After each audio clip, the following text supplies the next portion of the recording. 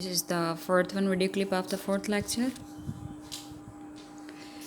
मातहत किसी के अंडर रह के काम करना, महकूम हो के काम करना, जुदा गाना अलग,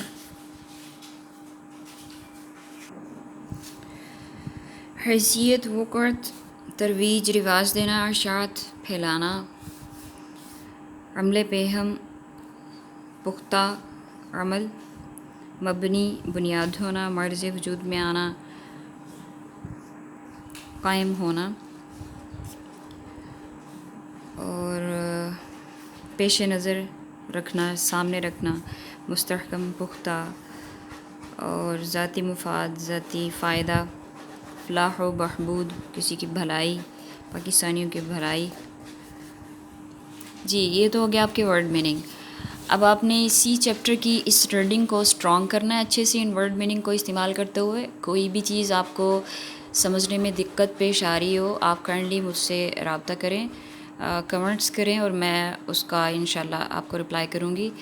और अब आपने इसी में से इसी रीडिंग को अच्छे से स्ट्रॉन्ग बनाते हुए इसी में से जो हमारी मश्क है, एक्सरसाइज जो है, असेसमेंट है, इनके आपने जवाबात करने हैं, वो मैं आपको बताती हूँ अभी।